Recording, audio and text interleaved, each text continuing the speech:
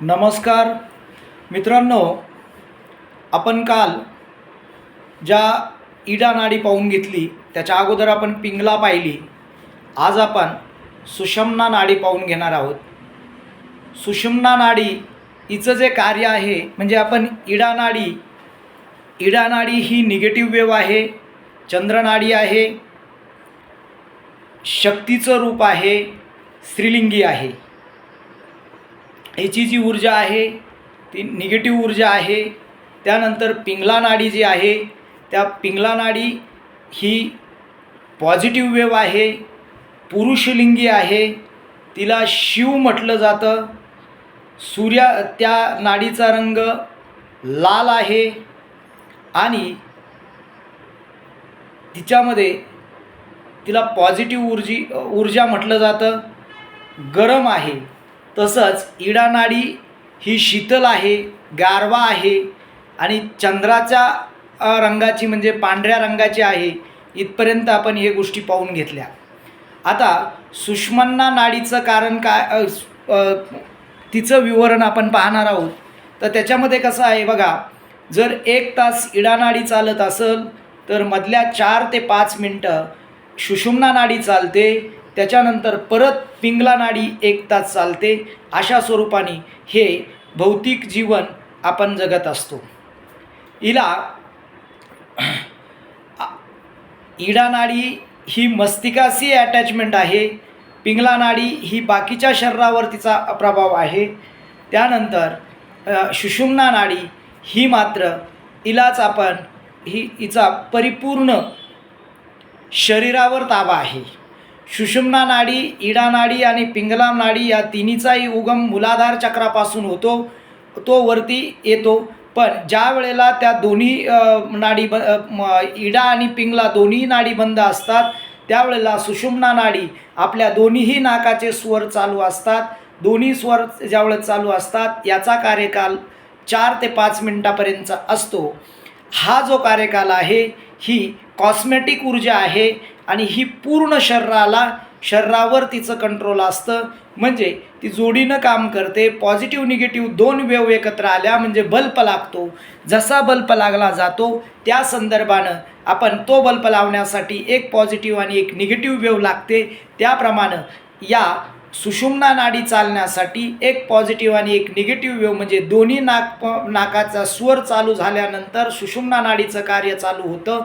सुषुम्ना नाडी जी चालू राहते याच्यामध्ये साधू संत असतील, ऋषी असतील, तपश्चर्या करणारे लोक असतील, योग अभ्यास करणारे लोक असतील, या लोकांमध्ये इडा आणि पिंगला या दोन्ही नाडीचं कार्य कमी असतं आणि सुषुम्ना नाडीचं कार्य जास्त वेळ असतं. कारण योग अभ्यासामध्ये या नाडीचा ग्रोथ वाढला जातो.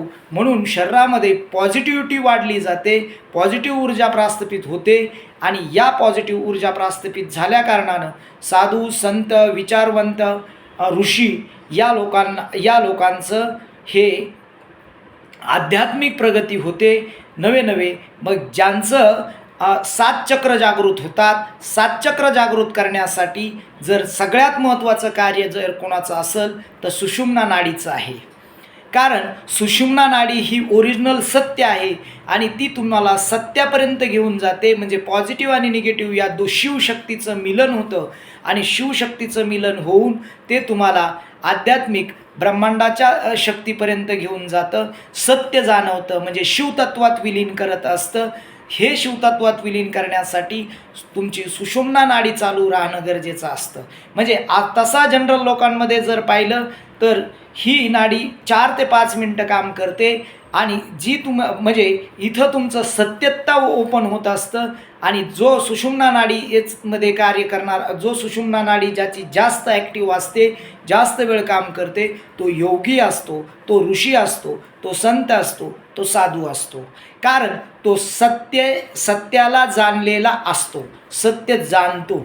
म्हणून आणि जर समजा ज्याची पिंगला नाडी ॲक्टिव्ह आहे तो तामसी, त्याची जी वृत्ती असती ती बहिर्मुखी असते. म्हणजे तो प्रत्येक गोष्ट करताना खोटं नाटं बोललं जातं किंवा खोट्याच्या संगतीला गेलं जातं. व्यवहार करताना सुद्धा म्हणजे तुम्ही क्षणात मोठं होण्याचा विचार करणार. असं इडा नाडी ज्याची ॲक्टिव्ह असते तो सुद्धा याच स्वरूपाचं म्हणजे तात्पुरत्या स्वरूपाची ऊर्जा असते, तात्पुरत्या स्वरूपाचं कार्य करत असतो. आणि ज्याची सुषुम्ना नाडी जास्त वेळ काम करते तो अध्यात्मामध्ये गूढ होतो आणि तो एक सत्य परमपद प्राप्त करत असतो. परमपदाचं म्हणजे ज्याची 7 चक्र जागृत होतात, ज्यानं कुंडलिनी जागरण केली. कुंडलिनी जागरण करण्यासाठी सुषुम्ना नाडी जास्त वेळ चालण्याची गरज असते. ती जर चालली तर त्या चालल्यानंतर तुमच्या सुषुम्ना नाडीच्या कार्यानुसार तुमची कुंडलिनी जागृत होते.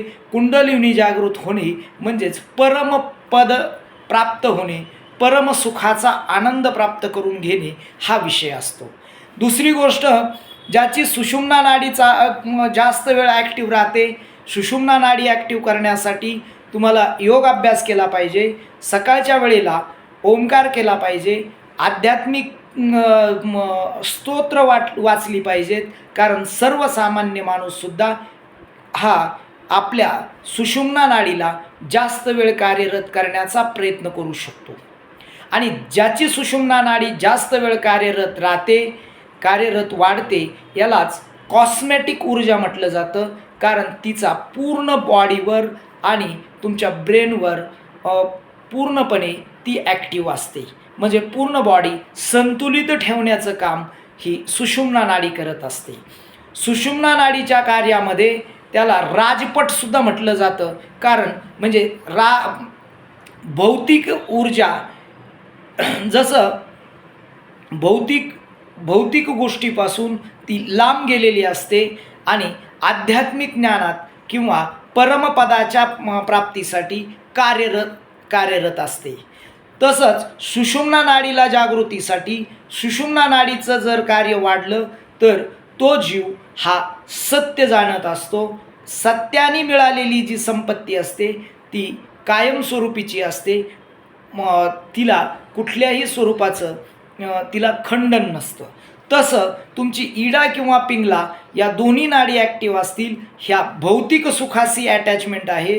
म्हणजे भौतिक सुख जिथं आलं तिथं तुम्हाला त्याच्या कार्य हे तात्पुरत्या स्वरूपाचं आलं. म्हणजे आपण सहज बोलताना काय म्हणत असतो की जे क्षणिक सुख आहे हे क्षणिक सुखाची ज्यावेळेस प्राप्ती होती, क्षणिक सुख सुरुवातीला मृगजळाप्रमाणे असतं. म्हणजे आपल्याला दिसतं पण ते प्रत्यक्षात नसतं, त्याला क्षणिक सुख म्हटलं जातं. म्हणजे आपण जो TV पाहतो किंवा सिनेमा पाहतो ते तात्पुरत्या स्वरूपाचं मनाला सुख देणारं असतं. तसंच इडा आणि पिंगला या दोन्ही नाडीमध्ये जे भेटणारं सुख आहे हे भौतिक आहे, ते क्षणिक आहे. ते सुरुवातीला फार गोड लागतं पण त्याचा जो शेवट असतो तो अत्यंत वाईट असतो. तसंच जी तुमची सुषुम्ना नाडी चालू झाल्यानंतर जे सुख परमपद मिळतं, जी शांतता लाभते, जे त्यामधून भेटणारं जे सत्याची जाण होते, ती भेटल्यानंतर आपल्याला या भौतिक सुखामध्ये शून्य असा रस राहतो. म्हणजेच ज्याची सुरुवात अध्यात्माची जी सुरुवात आहे ही कठीण आहे, कडू आहे, पण तिचा जो शेवट आहे तो गोड असतो अशा स्वरूपाने. चला आज आपण इथंच थांबू. उद्या आपण पुढील भाग पाहून घेऊ. याच्यानंतर शरीरातील पुढच्या भागाकडे वळू आणि आज झालेल्या सेवेला आपण इथंच पूर्णविराम करू. माझ्या वाणीला मी पूर्णविराम देतो. नमस्कार. रामकृष्ण हरी.